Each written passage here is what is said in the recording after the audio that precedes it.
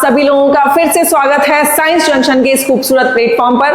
तो बच्चों, आज हम स्टार्ट करने जा रहे हैं हमारा next chapter which is heredity. Heredity क्या होती है? हेरिडिटी आपने बहुत सुना होगा हेरिडिटी के बारे में। क्या है हेरिडिटी? क्या होती है इनहेरिटेंस? क्या होते हैं क्रोमोसोम्स, क्रोमेटिन, जीन्स? इन सब के बारे में आज हम डिस्कस करने जा रहे हैं आज हमारे इस चैप्टर में विच इज हेरिडिटी। थोड़ा बहुत है दिमाग में आया कि क्या होती है हेरिडिटी? चलो कोई बात नहीं, अभी सारे डाउट्स आपके क्लियर कर देंगे। बच्चों, हेरिडिटी क्या होती है? देखो, heredity is transfer of characters from parents to offspring. सबसे पहली चीज हेरिडिटी। कभी क्या होता है, आप कभी अपनी बुआ के जाते हैं, अपनी मौसा जी के पास जाते हैं, तो वहां पे क्या होता है, दादा दादी नाना नानी के पास जाते हैं तो क्या कहते हैं, अरे बेटा तुम्हारी शक्ल तो अपनी मम्मी से मिलती है, अरे बेटा तुम्हारी हाइट तो अपने पापा पे गई है, बोलते हैं ना। तो ये क्या है? ये आपके कैरेक्टर्स हैं, ये आपके कैरेक्टर्स है, ये आपके ट्रेट्स है जो कि ट्रांसफर हो रहे हैं। कहां से कहां? आपके पेरेंट्स से आपके अंदर ट्रांसफर हो रहे हैं। यानी कि वो characters, transfer of characters from parents to offspring, यानी कि पेरेंट्स से बच्चों के अंदर कैरेक्टर्स का ट्रांसफर होना इज हेरिडिटी। जो आप लेकर आए हो अपने पेरेंट्स के पास से, वो कैरेक्टर्स क्या है? हेरिडिटी है। अब इनहेरिटेंस क्या होती है? देखो, दोनों अलग अलग वर्ड होते हैं। इनहेरिटेंस का मतलब क्या होता है? वो प्रोसेस जिसके थ्रू ये जो कैरेक्टर्स हैं ये पास हो रहे हैं from one generation to another. ठीक है, अब देखो कंफ्यूज मत होना, चीजों दोनों टर्म्स को समझो। हेरिडिटी क्या है? वो कैरेक्टर्स जो पास हो रहे हैं पेरेंट्स से ऑफस्प्रिंग में, और इनहेरिटेंस क्या है? वो प्रोसेस जिसके थ्रू वो कैरेक्टर्स पेरेंट्स से ऑफस्प्रिंग में पास हो रहे हैं, वन जनरेशन से अनदर जनरेशन में पास ऑन हो रहे हैं। उस प्रोसेस को हम क्या बोलेंगे? इनहेरिटेंस। ठीक है, ट्रेट्स की अगर हम बात करें, ट्रेट्स क्या हैं? ट्रेट्स वो कैरेक्टर्स हैं, वो कैरेक्टरिस्टिक्स फीचर हैं of an organism present in physical form, यानी कि जिनको हम आंखों से देख सकते हैं। यानी कि मेरे बाल काले हैं, मेरी आंखें काली हैं, मेरी हाइट 5 फुट 8 इंच है, तो ये जो फिजिकल कैरेक्टर्स हैं उनको क्या कहते हैं? ट्रेट्स कहते हैं। Traits are characteristic features of an organism present in a physical form that is visible और in a physiological aspect of the organism. कि वो देखने में मोटा है, वो देखने में पतला है, ये नहीं। क्या कि आपकी हाइट कितनी है, आपकी आंखों का कलर क्या है, ठीक है, आपके बालों का कलर क्या है, स्किन का कलर क्या है, ये सब जो ट्रेट्स हैं ये क्या कहलाते हैं? जिनको फिजिकल अपीयरेंस जो आपकी ट्रांसफर हुई है, कहां से? आपके पेरेंट्स से आपके अंदर, हो सकता है आपके नाना नानी दादा दादी से भी हुई हो, तो वो जो ट्रेट्स कैरेक्टर्स जो दिखाई दे रहे हैं वो क्या हैं? उनको बोलते हैं ट्रेट्स, जो फिजिकल अपीयरेंस में दिख रहे हैं। अब ये जो ट्रेट्स होते हैं बच्चों, ये ट्रेट्स दो तरह के होते हैं। कौन कौन से? एक होते हैं एक्वायर्ड ट्रेट्स, ठीक है, और एक होते हैं इनहेरिटेड ट्रेट्स। अब देखो नाम से तुम्हें समझ में आ जाएगा। एक्वायर्ड का मतलब क्या है? वो ट्रेट्स जो एक्वायर किए हैं, जो हम अपने पेरेंट्स से नहीं लेकर आए, जो हमने खुद ने अपने जन्म लेने के बाद जो हमने खुद ने सीखे हैं या एक्वायर किए हैं या लिए हैं, उन ट्रेट्स को क्या कहते हैं? एक्वायर्ड। और इनहेरिटेड ट्रेट, इनहेरिटेंस वो प्रोसेस के थ्रू आए हैं। ठीक है, इनहेरिटेड ट्रेट्स क्या है? वो ट्रेट्स जो कि पेरेंट्स से आपके अंदर आए हैं। ठीक है, ऐसे ट्रेट्स को क्या बोलेंगे? Inherited traits. देखो अब डिफरेंस समझने की कोशिश करना। Acquired traits, traits which are acquired after birth of an individual, यानी कि जन्म लेने के बाद किसी इंडिविजुअल ने अगर एक्वायर किए हैं। जैसे अगर कहीं लग गई तो उसको एक स्कार हो गया, वो स्कार है, तो वो स्कार कैसा है? एक्वायर्ड है। अगर मैंने ड्राइविंग सीखी है तो वो मेरा कैसा ट्रेट है? एक्वायर्ड ट्रेट है। मैंने टैटू बनवाया है तो ये टैटू जो बनवाया ये कैसा ट्रेट है? एक्वायर्ड है, क्योंकि फिजिकल तो है, दिख तो हमको रहा है, लेकिन वो कैसा ट्रेट है? एक्वायर्ड है, क्योंकि ये हमने क्या किया? एक्वायर किया है, जन्म लेने के बाद हमने सीखा है। ये बचपन में हमारे साथ नहीं आए। अगर मैंने ईयर पियर्सिंग करवाई है तो वो क्या है? नोज पियर्सिंग करवाई है तो वो क्या है? एक्वायर्ड ट्रेट है, वो इनहेरिटेड नहीं है। मैं पैदा हुई तो मेरे नाक कान छिदे हुए नहीं थे, ठीक है, वो इनहेरिटेड ट्रेट में नहीं आता। वो कैसे ट्रेट में आता है? मैंने जो नॉलेज ली, मैंने जो पढ़ाई कर करके जो नॉलेज ली, अपने स्किल्स को एनहांस किया, वो कैसे ट्रेट्स हैं? वो एक्वायर्ड ट्रेट्स हैं। आई बात समझ में? इनहेरिटेड ट्रेट्स वो ट्रेट्स जो पेरेंट्स से आए हैं, जैसे traits which are inherited from parents to during reproduction before birth, कि जन्म लेने से पहले ही वो हमारे अंदर ट्रेट्स आ चुके थे हमारे पेरेंट्स से। कैसे आए थे ये अभी हम आगे डिस्कस करेंगे। Traits are neither inherited nor transmitted to the next generation. Acquired traits कैसे होते हैं कि ना तो हम उनको अपने पेरेंट्स से लेके आए हैं और ना ही हम अपनी नेक्स्ट जनरेशन को देंगे। वो एक्वायर्ड ट्रेट्स वो हैं जो हम तक ही सीमित हैं, ना हम अपने पेरेंट्स से लेके आए और ना हमने उनको हम आगे पास ऑन करेंगे, वो हमारे तक ही रहेंगे। ये they can be inherited as well and transmitted to the next generation. जबकि इनहेरिटेड ट्रेट्स क्या होते हैं कि वो ट्रेट जो हम अपने पेरेंट्स से लेकर आए हैं और हो सकता है हम अपनी नेक्स्ट जनरेशन में भी उसको पास ऑन करें, तो वो ट्रेट्स कैसे हैं? इनहेरिटेड ट्रेट्स जो पास ऑन होते हैं, ठीक है। अब इनके एग्जाम्पल क्या है देखो, जैसे पियर्सिंग ऑफ ईयर और नोज, एक्वायरिंग वेट गेन करना, ठीक है, एक्वायरिंग नॉलेज, स्कार्स, ये क्या किसके एग्जाम्पल हैं? एक्वायर्ड ट्रेट्स के। जबकि स्किन कलर हो गया, आई कलर हो गया, नोज शेप, ब्लड ग्रुप, ये कैसे ट्रेट्स हैं? ये इनहेरिटेड ट्रेट्स हैं। ठीक है बच्चों, समझ में आ गया इनहेरिटेड ट्रेट्स, डिफरेंस समझ में आ गया। डिफरेंसेस आपको याद होने चाहिए, पता होने चाहिए, क्योंकि क्वेश्चन पूछे जाते हैं किसके अंदर? सीबीएसई बोर्ड के अंदर पूछे गए हैं 2013, 16, 17, 18, 19 में ट्रेड से रिलेटेड क्वेश्चन पूछे गए हैं। जैसे चलो कुछ एग्जाम्पल हम कर लेते हैं। अभी हम देखते हैं जो अभी हमने समझा कि हमको समझ में आया कि नहीं आया। आर दिस ट्रेट्स एक्वायर्ड और इनहेरिटेड? देखो कलर ऑफ स्किन कैसा है भाई, सीधी सी बात है, कलर ऑफ स्किन हमारे पैदा होने से पहले ही डिसाइड हो गया था। अब बाद में हम उसमें कुछ भी करवा कर जो है पिगमेंटेशन कम करवा के स्किन कलर फेयर कर लें, वो अलग चीज है। लेकिन जो नेचुरली जो भगवान ने दिया है, जो हमारे पेरेंट्स से हमारे अंदर आया, that is inherited. Colour of skin कैसा है? इनहेरिटेड ट्रेट है, ठीक है। रुको एक सेकेंड। हाइट की अगर हम बात करें तो हाइट कैसा है?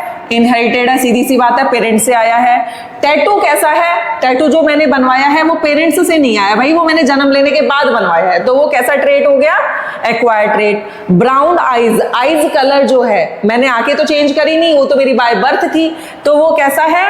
इनहेरिटेड ट्रेट है। ईयर पियर्सिंग, जो मैंने कान छिदवाए, ठीक है, ये जो ईयर पियर्सिंग मैंने करवाई है ये कैसा है? बाद में करवाया, तो ये कैसा हुआ? एक्वायर्ड हो गया। ब्लैक हेयर, अब मेरे जो हेयर कलर है वो ब्लैक पहले से ही डिसाइडेड थे मेरे पेरेंट्स से, मेरे बर्थ होने से पहले ही, तो वो कैसे हो गए? Inherited trait. ईयर लोब, देखो बच्चों क्या होता है, ये जो कान का पिन्ना होता है ना, ये कुछ लोगों का वैसे तो जनरली जो होता है ये अलग होता है, ठीक है, कुछ लोगों का ये जॉइंटेड रहता है ऐसे स्किन से, ठीक है। तो ये जो ईयर लोब है ये भी कौन डिसाइड कर रहा है? इनहेरिटेड है ये हम आकर तो अलग नहीं करवाएंगे ना उसका, वो तो अगर किसी का अटैच्ड आया तो अटैच्ड आया, किसी का अलग है तो अलग ही है। तो ये कैसा ट्रेट है? इनहेरिटेड ट्रेट है। क्रिकेटर, अब क्रिकेटर क्या है? क्रिकेटर बनना कि आपने एक स्किल सीखी, क्रिकेट खेलना, एक गेम आपने सीखा, ये आपने एक्वायर किया है, आपने पैदा होने के बाद ये सीखा है, तो इसको क्या बोलेंगे? एक्वायर्ड। नॉलेज, नॉलेज भी आपने पैदा होने के बाद गेन की है, तो ये क्या एग्जाम्पल होगा? एक्वायर्ड। ब्लड ग्रुप की अगर हम बात करें तो ब्लड ग्रुप हमारा पहले से ही डिसाइडेड था, हम आकर तो चेंज किए नहीं है, तो ये कैसा हो गया? Inherited trait. वेरी गुड बच्चों, शाबाश, बहुत ही अच्छा आंसर आपने दिया। अब बच्चों ये जो हेरिडिटी है ना, इसको पढ़ने के लिए हमें कुछ टर्म्स जो है वो क्लियर करने की सख्त जरूरत है। ये जो टर्म्स हैं, जब जैसे जैसे ये टर्म्स आपकी क्लियर होती जाएंगी, ये चैप्टर अपने आप जो है आपको समझ में आता चला जाएगा।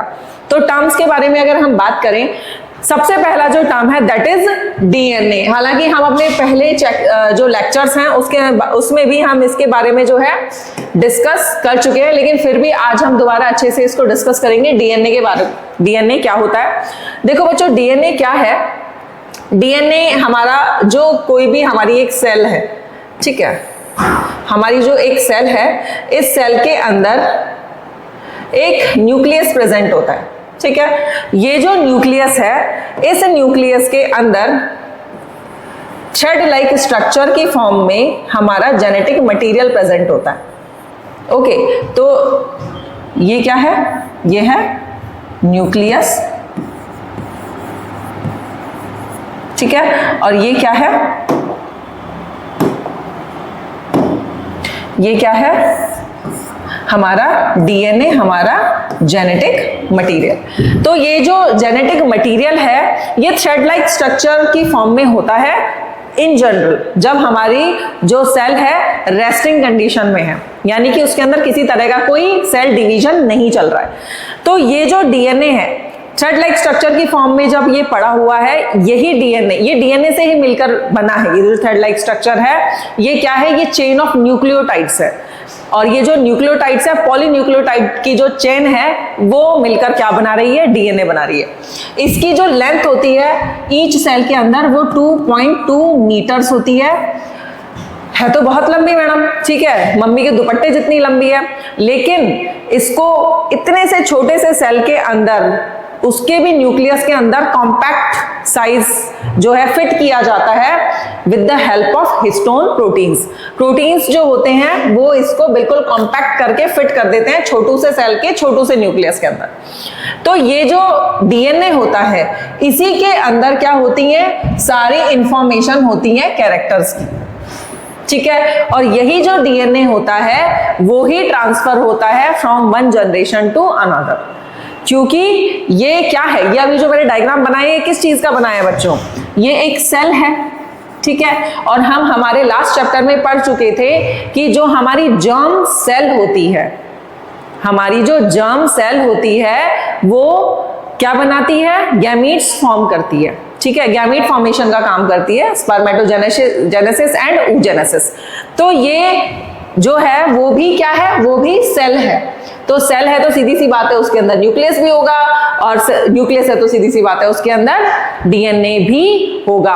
और वो क्या करेगा? जर्म सेल, जब उन दो जर्म सेल्स यानी कि स्पर्म और ओवम का फ्यूजन होगा, तो उनके डीएनए मटेरियल यानी कि जेनेटिक मटेरियल है, उनका भी फ्यूजन होगा। और फ्यूजन होगा तो ट्रेट्स, कैरेक्टर्स ट्रांसफर होंगे किसके अंदर? नेक्स्ट जाइगोट के अंदर। अभी इतनी बात आपको समझ में आई कि ये क्या करता है? इनहेरिट करता है किसको? कैरेक्टर्स को। कहां से कहां? वन जनरेशन से अनदर जनरेशन, नेक्स्ट जनरेशन में पास ऑन करता है। ये जो आप देख रहे हैं, देखो बच्चों, हमारा जो डीएनए होता है ना, डबल हेलिकल होता है, डबल स्ट्रैंडेड होता है, सॉरी, हेलिकल मतलब घुमावदार होता है, हेलिकल स्ट्रक्चर होता है। और कैसा होता है? Double stranded. आप ये दो स्ट्रैंड देख रहे हैं, ठीक है, इसलिए इसको क्या शॉर्ट में क्या लिखते हैं? डीएस, यानी कि डबल स्ट्रैंडेड। हमारा जो डीएनए है दैट इज डबल स्ट्रैंडेड और कॉइल्ड होता है, हेलिकल स्ट्रक्चर होता है। ये ज्यादा डिटेल में आप जब आप 11th क्लास में, 12th क्लास में आओगे तो ज्यादा अच्छे से समझ में आएगा। तो डीएनए आपको समझ में आ गया। हमारे सेल के न्यूक्लियस के अंदर 2.2 मीटर का जो धागे के जैसा जो स्ट्रक्चर है that is made up of DNA, deoxyribose nucleic acid, ठीक है। नेक्स्ट हम आ जाते हैं बच्चों क्रोमेटिन एंड क्रोमोसोम्स पे। बच्चों सारी कहानी हालांकि मैं एक बार डिस्क्राइब कर चुकी हूं आपको लास्ट जो हमारा चैप्टर था उसके अंदर, लेकिन इसके अंदर भी मैं आपको समझाऊंगी। देखो क्रोमेटिन और क्रोमोसोम क्या है लेंगे, फिर वही हम अपना एक सेल बनाएंगे। एक सेल हमने बना लिया, ठीक है। सेल के अंदर फिर हमने दोबारा से क्या बनाया? सेल के अंदर हमने इसका न्यूक्लियस बना लिया। न्यूक्लियस के अंदर हमने क्या बनाया? ये थ्रेड लाइक स्ट्रक्चर बना लिया। ओहो, ये भी रेड हो गया है क्या? एक सेकेंड, मैं इसको इरेज करती हूँ बच्चों, अलग कलर लेते हैं हम।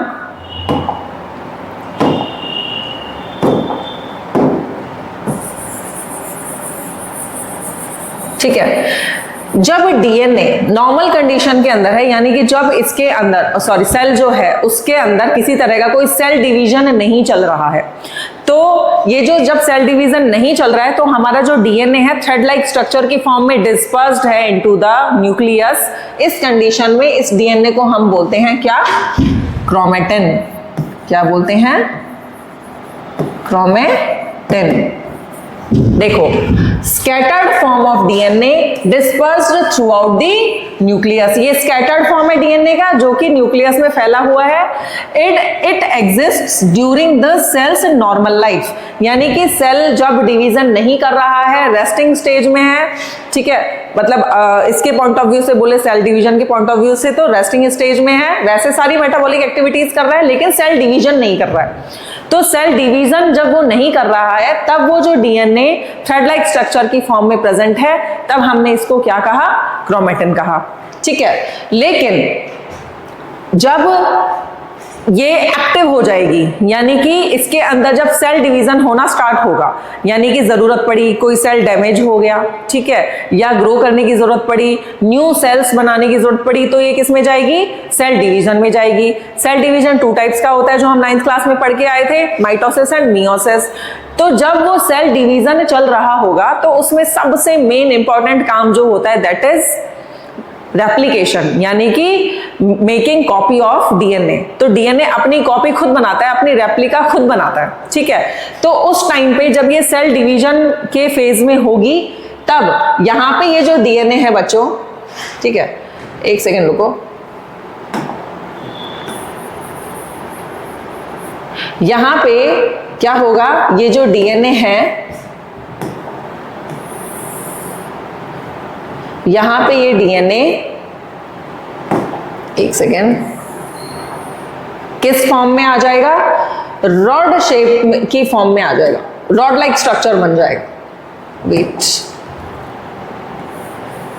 इस तरीके से कंडेंस हो जाएगा और रॉड शेप स्ट्रक्चर बना लेगा। तो जब ये जो थ्रेड लाइक स्ट्रक्चर है किस में कन्वर्ट हो गया? रॉड शेप स्ट्रक्चर में कन्वर्ट हो गया। तो ये जो रॉड लाइक स्ट्रक्चर है इसे हम बोलते हैं क्रोमोसोम, यानी कि highly coiled and condensed form of DNA. It is visible during cell division. जब सेल डिवीजन चल रहा होता है तभी ये आपको दिखाई देता है, उससे पहले ये क्रोमेटिन की फॉर्म में होता है। आई बात समझ में? यानी कि मटेरियल तो एक ही है, सेम वही डीएनए है। वो डीएनए जब सेल डिवीजन नहीं चल रहा है तो न्यूक्लियस के अंदर थ्रेड लाइक स्ट्रक्चर की फॉर्म में है, तब हमने उसको क्या कहा? क्रोमेटिन।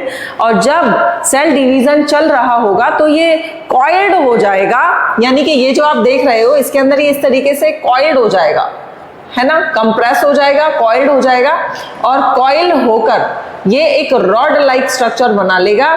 इस रॉड लाइक स्ट्रक्चर को ही हमने क्या कहा? क्रोमोसोम बोला। और ये कब विजिबल होगा? सेल डिवीजन के टाइम पे ये विजिबल होगा। नेक्स्ट अब आ जाते हैं डिप्लॉइड सेल और हैप्लॉइड सेल। अब बच्चों डिप्लॉइड सेल और हैप्लॉइड सेल पढ़ने के लिए थोड़ा सा ना हम क्रोमोसोम्स के बारे में पढ़ लेते हैं। वेट सेकेंड,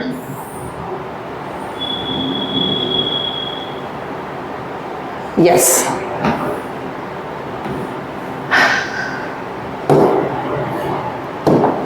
देखो बच्चों, होता क्या है कि हमारी जो सेल है, ठीक है, हमारी जो सेल है, मैं अभी सिर्फ न्यूक्लियस बनाऊंगी, ठीक है, मैं सेल नहीं बना रही हूं, मैं अभी सिर्फ मैं अभी सिर्फ न्यूक्लियस बनाऊंगी। तो आप जरा ध्यान से देखिएगा, न्यूक्लियस, और ये जो न्यूक्लियस हैं वो किसकी सेल के हैं? वो है बच्चों, ये वाला जो न्यूक्लियस है ये है फादर की सेल का, ठीक है, और ये जो न्यूक्लियस है वो है मदर की सेल का, ठीक है। अब इस न्यूक्लियस में अब होता क्या है बच्चों, हमारी जितनी भी हमारी जो बॉडी है उसमें जर्म सेल्स को छोड़कर हमारी जितनी भी सेल्स हैं उन्हें हम बोलते हैं सोमैटिक सेल्स। और ये जो सोमैटिक सेल्स हैं इनके अंदर जो क्रोमोसोम नंबर होता है दैट इज 46, यानी कि 23 पेयर्स। तो इसको मैंने आपको लास्ट लेक्चर में आपको समझाया था कि किस तरीके से लिखते हैं। जब आप पेयर्स में लिख रहे होते हैं तो आप लिखते हैं 44 प्लस XX या XY, अगर मेल है तो 44 प्लस XX और XY, और फीमेल है तो आप क्या लिखोगे 44 प्लस XX, क्योंकि यहां पर तो जो परफेक्ट क्रोमोसोम कॉम्बिनेशन होता है वो होता है XX का, जबकि यहां पे X की जगह Y भी आ सकता है। तो लिखते हम ऐसे हैं, एक सोमैटिक सेल के अंदर क्रोमोसोम्स ऐसे लिखे जाते हैं, ठीक है। अभी ये जो फादर और मदर की जो सेल्स हैं, तो इसमें जो ये 46 क्रोमोसोम्स हैं बच्चों, आपको पता है कि 23 पेयर्स में प्रेजेंट होते हैं। किस में प्रेजेंट होते हैं? 23 पेयर्स में, यानी कि एक पेयर हो गया ये, एक पेयर तो हो गया ये, सेम यही मदर के भी एक पेयर हो गया ये क्रोमोसोम्स, है ना। सेकेंड पेयर हम ले लेते हैं रेड कलर से, फादर का और ये मदर का, ठीक है। थर्ड ले लेते हैं हम ब्लू कलर से,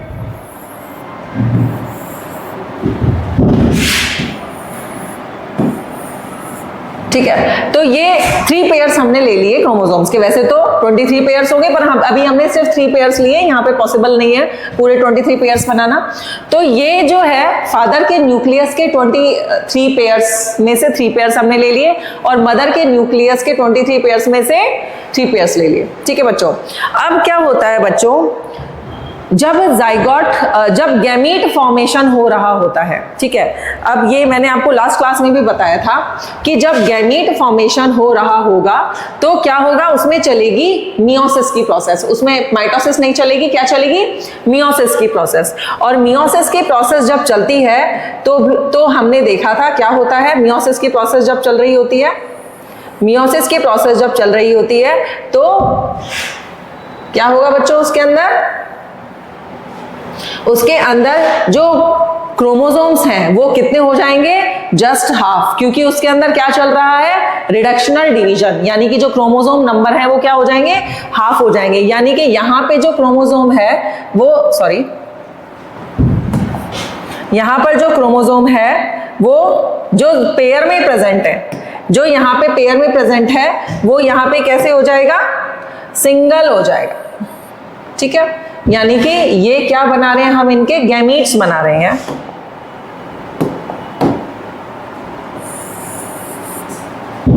क्या बना रहे हैं हम यहाँ पे? गैमीट्स बना रहे हैं।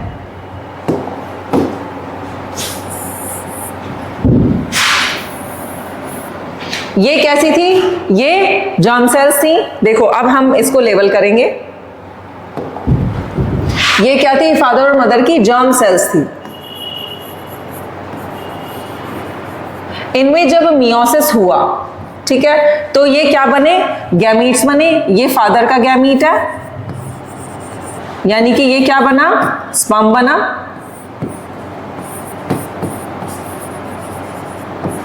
ठीक है, और ये क्या है? मदर का गैमीट है ना। तो यहां पे ये क्या बना?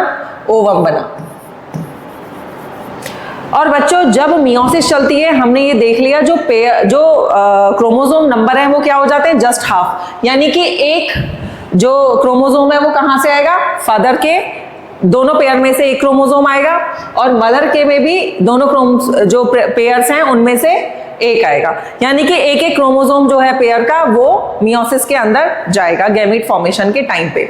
लेकिन अब जब इनका जाइगोट फॉर्मेशन होगा, यानी कि जब इनमें फर्टिलाइजेशन होगा, तो क्या होगा?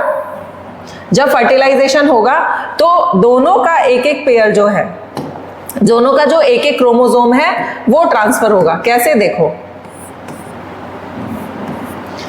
कैसे होगा कि एक क्रोमोसोम, जो ये 1 नंबर वाला क्रोमोसोम है, एक तो फादर से आएगा और एक मदर से आएगा। क्योंकि क्रोमोसोम्स कैसे होते हैं जाइगोट में? क्योंकि जाइगोट कैसा है? डिप्लॉयड होता है, ठीक है, यानी कि उसमें जो क्रोमोसोम्स होते हैं वो कैसे होते हैं, सेट में प्रेजेंट होते हैं। और ऐसे ही सेम ये जो रेड कलर वाला क्रोमोसोम है यानी कि सेकंड नंबर, ये एक फादर से आएगा और एक मदर से आएगा। आ रही है बात समझ में? सेम ऐसे ही ये थर्ड नंबर का जो क्रोमोसोम है ब्लू वाला, वो एक फादर से आएगा और एक मदर से आएगा।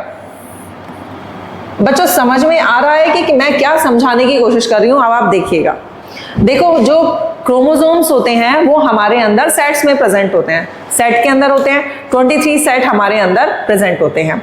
अब ये जो जब मियोसिस की प्रोसेस चल रही होती है तो इनमें से जो गैमीट फॉर्मेशन के टाइम पे दोनों क्रोमोसोम्स में से, मतलब क्रोमोसोम का जो सेट है उसमें 1 और 1' में से सिर्फ एक ही क्रोमोसोम जो है वो गैमीट में ट्रांसफर होता है। या तो 1 ट्रांसफर होगा या फिर 1' ट्रांसफर होगा, यानी कि या तो ये येलो वाला ट्रांसफर होगा या फिर ये येलो वाला ट्रांसफर होगा।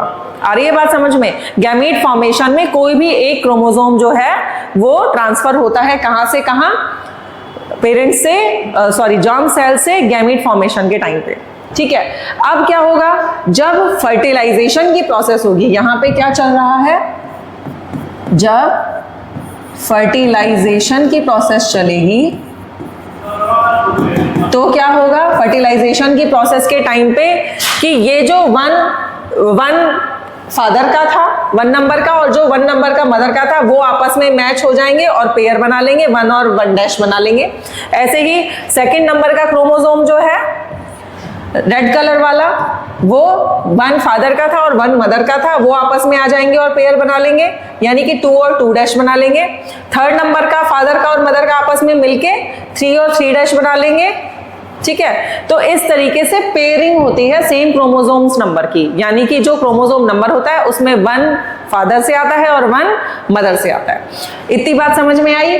ये कहानी आपको समझ में आई कि किस तरीके से फादर और मदर के अंदर से ट्रेट्स, जो डीएनए जो है क्रोमोसोम की फॉर्म में ट्रांसफर होते हैं मियोसिस के टाइम पे और जाइगोट फॉर्मेशन के टाइम पे। तो अब ये डिप्लॉइड और हैप्लॉइड सेल आपको अब समझ में आ जाएगा। देखो डिप्लॉइड सेल क्या होता है कि जब 2 कॉपीज होती हैं ईच क्रोमोसोम की, यानी कि यहाँ पे एक ही तो क्रोमोसोम है, इसकी कितनी कॉपी है, 2 कॉपी हैं, क्रोमोसोम 1 और 1'। क्रोमोसोम देखो मैं यहाँ पे लिख देती हूँ 1 और 1' है ना, क्रोमोसोम 2 और 2', क्रोमोसोम 3 और 3'। सेम ऐसे ही मदर में भी ऐसा होगा 1 1' 2 2', 3 3'। तो नेक्स्ट हम पढ़ने जा रहे हैं बच्चों diploid cell and haploid cell. अब ये डिप्लॉइड सेल क्या होता है मैडम और हैप्लॉइड सेल क्या होता है, इसके बारे में पता करते हैं। बच्चों हमारी बॉडी के अंदर जो क्रोमोसोम्स होते हैं वो सेट्स में होते हैं। कैसे होते हैं, सेट के अंदर होते हैं, यानी कि 46 क्रोमोसोम 23 पेयर्स के अंदर प्रेजेंट होते हैं। वो कहाँ प्रेजेंट होते हैं, हमारी बॉडी की जितनी भी सोमैटिक सेल्स हैं वहां पे सेट्स के अंदर प्रेजेंट होते हैं। लेकिन बच्चों जहां पे जब जर्म सेल्स जो हमारी होती हैं डिवीजन कर रही होती हैं और गैमीट्स फॉर्मेशन कर रही होती हैं, तो गैमीट फॉर्मेशन के टाइम पे उनमें क्या चल रहा होता है, मियोसिस चल रहा होता है, जैसे कि मैंने आपको बताया। तो मियोसिस में उनका जो क्रोमोसोम नंबर है वो क्या हो जाता है, हाफ हो जाता है, रिड्यूस हो जाता है। तो वहां पे कंटेंट जो है किस चीज का, क्रोमोसोम का कंटेंट जो है वो सिंगल रह जाता है। क्यों, देखो समझते हैं, डायग्राम से समझते हैं इसको बच्चों। देखो ये क्या है, एक पेरेंट सेल है, ये सेल है, ये फादर की है, ये मदर की है। तो जब इसके अंदर जब गैमीट फॉर्मेशन हो रहा होगा तो इसमें क्या चल रही होगी, यहाँ पे मियोसिस चल रही होगी। देखो अभी यहाँ पे जो फादर की जो पेरेंट सेल जो सेल है इसके अंदर यहाँ पे जो क्रोमोसोम्स है वो कैसे प्रेजेंट है, आप देख रहे हो सेट के अंदर प्रेजेंट है, सेट में प्रेजेंट है, देख रहे हैं। और सेम ऐसे ही मदर में जो क्रोमोसोम है वो सेट में प्रेजेंट है, ये भी हमने देख लिया। ठीक है, लेकिन जब इनके अंदर गैमीट्स फॉर्मेशन हो रहा होगा, यानी कि जब जर्म सेल्स बन रही होंगे, गैमीट फॉर्मेशन हो रहा होगा, तो इन सेल के अंदर क्या चल रहा होगा, मियोसिस चल रहा होगा। यहाँ पे क्या चल रहा है, मियोसिस चल रहा है। और हम मियोसिस 9th क्लास में पढ़ के आ चुके हैं ऐसा डिवीजन जिसके अंदर 1 पेरेंट सेल से कितनी सेल्स बनती हैं, 4 सेल्स बनती हैं, 4 डॉटर सेल्स, और उनके अंदर जो क्रोमोसोम नंबर है वो कैसा हो जाता है, हाफ हो जाता है। यानी कि यहाँ पे जो क्रोमोसोम सेट में प्रेजेंट है मियोसिस के बाद में वो एक सिंगल क्रोमोसोम आएगा, सेट में प्रेजेंट नहीं होगा। तो यहाँ पे ये जो सेल है फादर की जिसके अंदर अभी कोई मियोसिस नहीं हुआ है, इस सेल को हम, इस कंडीशन को हम बोलते हैं डिप्लॉइड। क्या बोलते हैं, डिप्लॉइड, यानी कि डाई क्रोमोसोम्स जो हैं वो कैसे प्रेजेंट हैं, 2 प्रेजेंट हैं, यानी कि सेट में प्रेजेंट हैं, यानी कि क्रोमोसोम 1 और 1 डैश, क्रोमोसोम 2 और 2 डैश, 3 और 3 डैश। सेम ऐसे ही मदर के अंदर भी 1 1 डैश, 2 2 डैश, 3 3 डैश।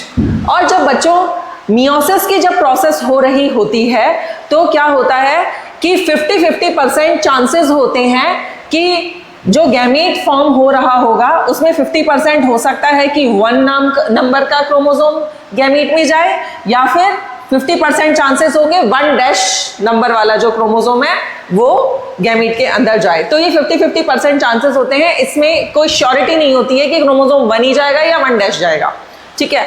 तो अभी जब मियोसिस हो रहा है तो उसमें क्या हो रहा है कि एक एक सेट में से कोई भी एक क्रोमोसोम जो है वो गैमीट, जो हमारे सेक्स सेल, जर्म सेल हैं उनके अंदर वो ट्रांसफर हो गया है। तो यहाँ पे मियोसिस की प्रोसेस में आप देख सकते हैं, अब ये जो कंडीशन है इस कंडीशन को हम क्या बोलेंगे, इस कंडीशन को हम बोलेंगे हैप्लॉइड। हैप्लॉइड मतलब कि यहाँ पे जो क्रोमोसोम्स हैं वो कैसे प्रेजेंट है, सिंगल प्रेजेंट है, सेट में प्रेजेंट नहीं है। आई बात समझ में।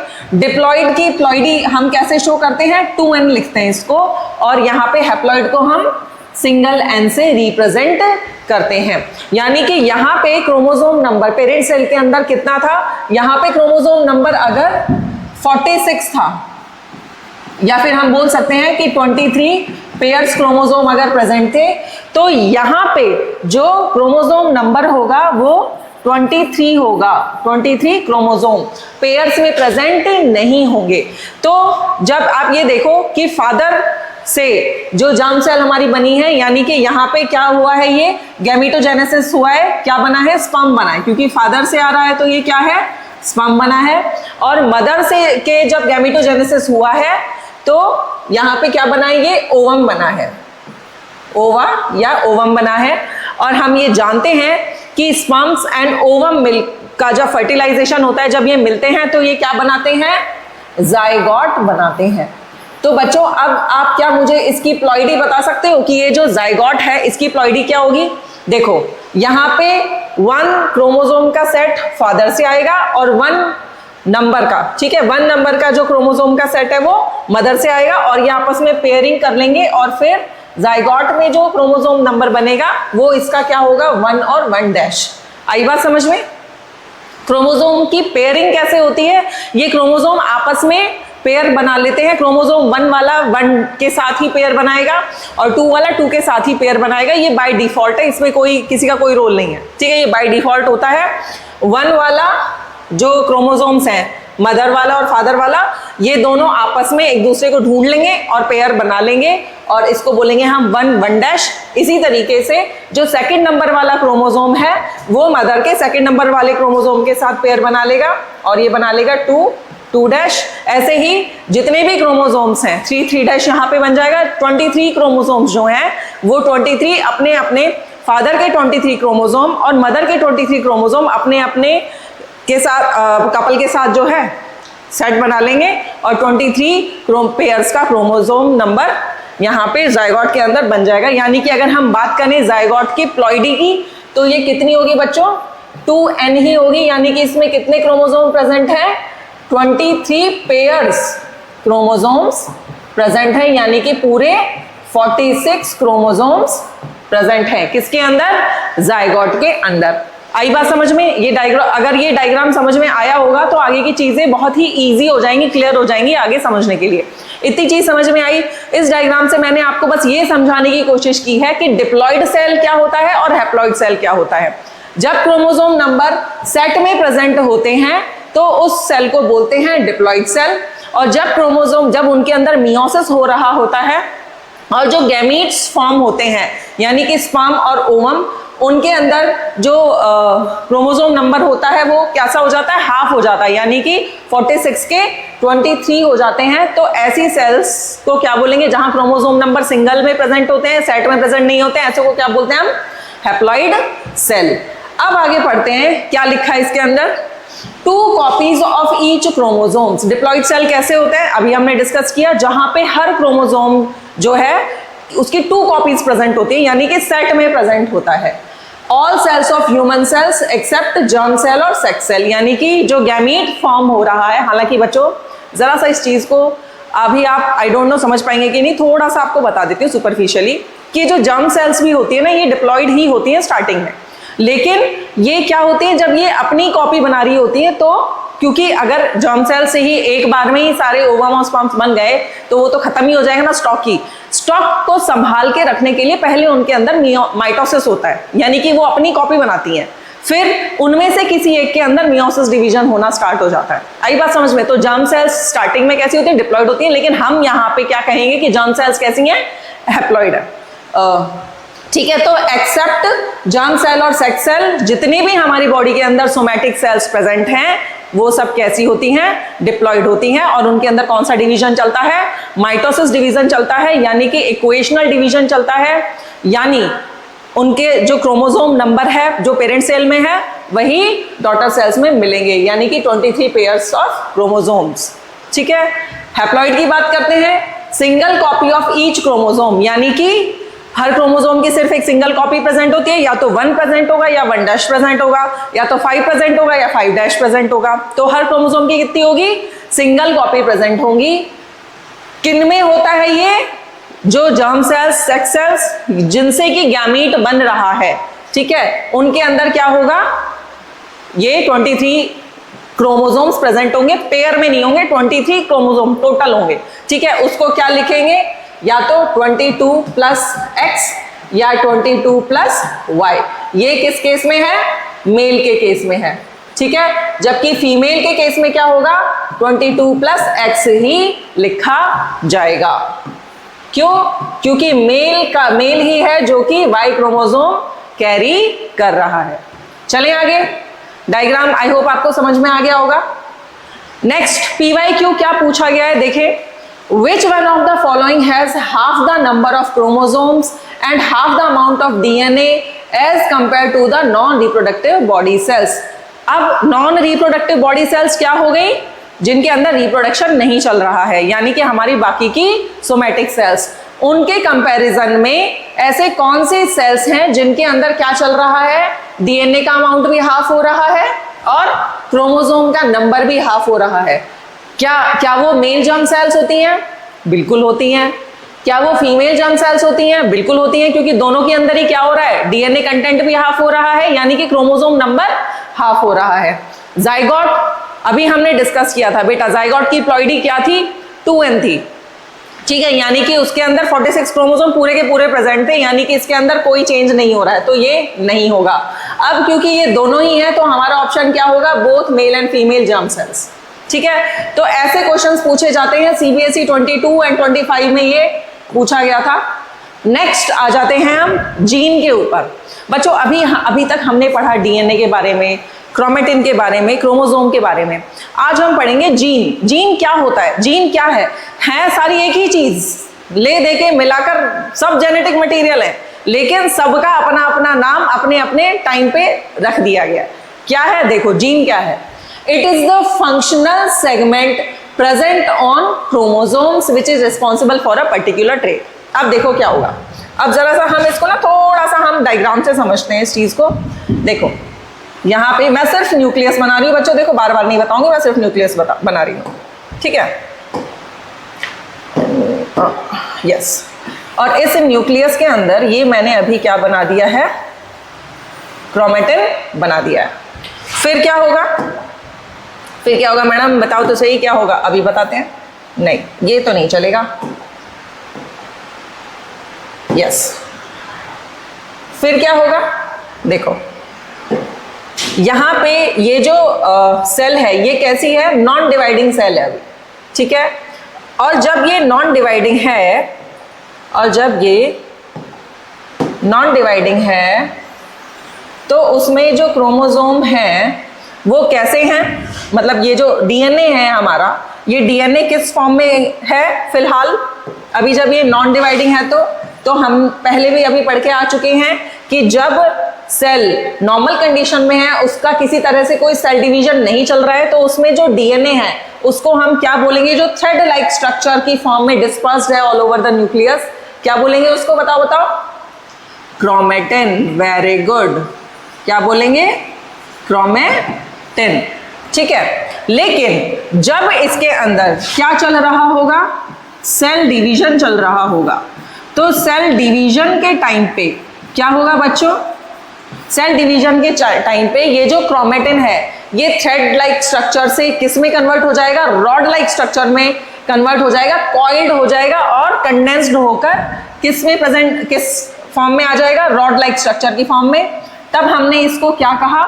अब हमने इसको बोला क्रोमोसोम। ठीक है। अब क्या होगा मैडम? अब ये होगा बच्चों कि जब ये जो क्रोमोसोम है, ये जो क्रोमोसोम है, चलो हम ऐसे समझते हैं, ये जो एक क्रोमोसोम है, एक क्रोमोसोम बना लेते हैं। हम अभी तक ये समझकर आए थे कि ये जो डीएनए है यही क्या कह रहा है? यही क्या कर रहा है? एक जेनेटिक इंफॉर्मेशन जो है हमारी उसको कैरी कर रहा है। कहां से कहां तक? पेरेंट से ऑफस्प्रिंग तक। अब ये जो डीएनए है पहले क्या था? अनकॉइल्ड था, फिर ये क्या हो गया? कॉइल्ड हो गया और कंडेंस्ड हो गया और रॉड लाइक स्ट्रक्चर में कन्वर्ट हो गया, और उसको हमने क्या कहा? क्रोमोसोम। अब बेटा ये जो क्रोमोसोम है ये पूरा का पूरा फंक्शनल नहीं होता है, यानी कि ये पूरा का पूरा जो डीएनए है वो फंक्शनल नहीं है, यही सारे कैरेक्टर्स कैरी नहीं कर रहा है। हमारे जितने भी क्रोमोसोम है 46 क्रोमोसोम यानी कि 23 पेयर्स ऑफ क्रोमोसोम, उनमें करीब 20,000 कितने? 20,000 जीन्स जो हैं वो प्रेजेंट होते हैं, कैरी करते हैं। एक सेकेंड, कितने करते हैं? 20,000 जीन्स कैरी करते हैं। और ये जो जीन्स हैं ये कहाँ कैरी होते हैं? देखो ये जो एक पूरा का पूरा क्रोमोसोम है उस पे यहाँ एक छोटा सा सेगमेंट होगा, ठीक है, जो कैरी कर रहा होगा मेरी आई कलर को। किसको? आई कलर को। ओके। इसी के ऊपर यहाँ पे एक और छोटा सा सेगमेंट होगा जो कैरी कर रहा होगा मेरी हाइट को। किसको? हाइट को। ऐसे ही यहां पे एक और छोटा सा सेगमेंट प्रेजेंट होगा, फंक्शनल सेगमेंट, जो कैरी कर रहा होगा मेरे हेयर कलर्स को, हेयर्स कलर को। आई बात समझ में? ये जो डीएनए है इसमें कुछ ऐसे सेगमेंट होते हैं जो कि कैरी कर रहे होते हैं कैरेक्टर्स को, ट्रेट्स को, from parents to offspring, from one generation to another. और ये जो सेगमेंट होते हैं ना यही फंक्शनल होते हैं, यही फंक्शनल सेगमेंट कैरेक्टर्स को कैरी कर रहे हैं, ना कि ये पूरा का पूरा डीएनए। यहां पे जो फंक्शनल जो है सेगमेंट सिर्फ वही कैरेक्टर कैरी करेगा, जो नॉन फंक्शनल है जैसे कि ये मान के चलो ये कुछ कैरी नहीं करेगा, कोई ट्रेट कैरी नहीं करेगा, ये बिना बात का है, हेल्प कर रहा है बस क्रोमोसोम को कंडेंस होने में। ठीक है। तो यहां पे क्या हो रहा है कि जो फंक्शनल सेगमेंट है वही कैरी करेगा ट्रेट्स को फ्रॉम पेरेंट्स टू ऑफस्प्रिंग। और ये जितने भी सेगमेंट्स होते हैं पूरे हमारे 46 जो क्रोमोसोम हैं उनमें ऐसे 20,000 अप्रॉक्स जो हैं वो सेगमेंट होते हैं जो हमारे डिफरेंट ऑर्गन्स की कैरेक्टरिस्टिक्स को क्या कर रहे हैं? कैरी कर रहे हैं। आई बात समझ में? तो जीन क्या हो गया बच्चों? जीन क्या है? It is a functional segment, ऐसा फंक्शनल सेगमेंट जो कहां प्रेजेंट है? Present on the chromosome. कहां प्रेजेंट है? क्रोमोसोम पे प्रेजेंट है, and which is responsible for a particular trait. और वो पर्टिकुलर फंक्शनल सेगमेंट उस पर्टिकुलर ट्रेट के लिए रिस्पॉन्सिबल है। अब आ जाते हैं अलील्स। अब ये अलील्स क्या होते हैं मैडम? देखो बच्चों, अभी हमने जो ये देखा था, सॉरी, ये वाला जो डायग्राम अभी हमने बनाया था, ठीक है, तो इस डायग्राम में देखो मान के चलो कि ये एक जो क्रोमोसोम है, ये क्रोमोसोम है हाइट का। ये किसका है? हाइट का है। सॉरी, देखो, नहीं, इसको आप छोड़ो, आप इसको मैं बताती हूँ आपको। इस क्रोमोसोम के ऊपर एक सेगमेंट है जो प्रेजेंट है, जो शो कर रहा है किसको? हाइट को। अब यहां पे जो फादर का जो ये नंबर 1 क्रोमोसोम था, उसमें जो ये सेगमेंट है वो किसको शो कर रहा है? हाइट को शो कर रहा है। उनमें ये जो एक क्रोमोसोम था फादर की सेल के अंदर, वो उनके फादर से आया था 1, और 1' जो है वो कहां से आया था? फादर की मदर से आया था। समझ गए सेट कैसे बना था? यहां पे जैसे सेट बना था वैसे ही यहां पे सेट इनके मदर फादर से बना था। आई बात समझ में? तो यहां पे ये जो पर्टिकुलर सेगमेंट है ये क्या कैरी कर रहा है? हाइट कैरी कर रहा है। हाइट का कैरेक्टर, हाइट का जो ट्रेट है वो कैरी कर रहा है। सेम ऐसे ही मदर में भी यहाँ पे जो ये सेगमेंट है वो हाइट का ट्रेट कैरी कर रही है ना। और यहाँ पे भी ये वाला जो क्रोमोसोम है 1, ये इनके फादर से आया होगा मदर की, और 1' इनके मदर से आया होगा मदर की। ठीक है, अपोजिट भी हो सकता है कि 1 मदर से आया और 1' फादर से आया, वो तो कुछ भी हो सकता है कॉम्बिनेशन। लेकिन अब आप ये देखो कि यहाँ पे अब जब इन गैमेटोजेनेसिस चल रहा था तो ये जो फादर के जो हाइट का ट्रेट है वो सेम यहाँ पर ये फादर की हाइट का ट्रेट आया, ठीक है, और ये मदर की हाइट का ट्रेट यहाँ पे आया। इतनी कहानी समझ में आ गई कि सेट में से सिर्फ एक ही क्रोमोसोम है जो कि गैमेटोजेनेसिस के टाइम पे गैमीट में ट्रांसफर होगा, और वहां पे उस पर्टिकुलर जगह पे ही क्या होगा? वो ट्रेट प्रेजेंट होगा जो कि नेक्स्ट जनरेशन में पास ऑन हो रहा होगा। अब आप देखना, जब यहाँ पे गैमेटोजेनेसिस हुआ, ठीक है, मान के चलते हैं कि फादर की जो हाइट है वो कैसी थी? फादर थे टॉल, फादर कैसे थे? टॉल थे। और यहाँ पे मदर कैसी थी? डॉर्फ, यानी कि शॉर्ट थी। आई बात समझ में? अब ये जो डॉर्फ का कैरेक्टर है, यानी कि यहाँ पे जो ट्रेट, यहाँ पे जो ये जीन आया वो भी कैसा था? डॉर्फ आया। और यहां जो इनका जीन आया वो कैसा आया? टॉल आया। लेकिन जब इनका फ्यूजन हुआ, जब जाइगोट बना, फर्टिलाइजेशन हुआ, तो यहाँ पे जो ये फादर का था ये कैसा था? टॉल था। और ये जो मदर का आया वो कैसा था? डॉर्फ था, जिसको स्मॉल टी से लिखते हैं। ठीक है, अभी मैं समझाऊंगी कैसे। तो यहाँ पे हमेशा डोमिनेंट कैरेक्टर जो है वो ही शो होगा। ठीक है, तो हाइट तो टॉल ही रहेगी, लेकिन यहाँ पे जो हाइट के जो ट्रेट के जो कैरेक्टर्स हैं, यानी कि ट्रेट तो क्या है? हाइट है, उसके कैरेक्टर्स यानी कि एक टॉल है और एक डॉर्फ है। तो इसमें क्या आ गए? वेरिएशंस आ गए ना, यानी कि किसी भी एक ट्रेट के वेरिएशंस जो होते हैं उनको हम बोलते हैं एलील्स। यानी कि ट्रेट क्या था? हाइट था। हाइट में कैरेक्टर्स उनके क्या थे? एक टॉल था और एक डॉर्फ था। तो ये जो टॉल और डॉर्फ क्या है? वेरिएशंस हो गए, वेरिएंट्स हो गए। इसको ऐसे एग्जांपल मान के चलो कि एक एप्पल आईफोन है। ठीक है, एप्पल आईफोन क्या है? एक ट्रेट है, एप्पल आईफोन ट्रेट है, लेकिन बाद में उसमें वेरिएशंस क्या है कि एप्पल आईफोन व्हाइट कलर का भी आया, ब्लू कलर का भी आया, रेड कलर का भी आया, ऑरेंज कलर का भी आया। तो ये क्या है? ये वेरिएशंस हैं। तो ये जो वेरिएशंस हैं इन्हीं को बोलते हैं एलील्स, यानी कि किसी भी एक ट्रेट के वेरिएशन, यानी कि ये हाइट जो थी उसके वेरिएशन क्या आए उसके, या तो वो टॉल होगा या वो डॉर्फ होगा। क्या होगा वो अभी हम आगे डिस्कस करेंगे।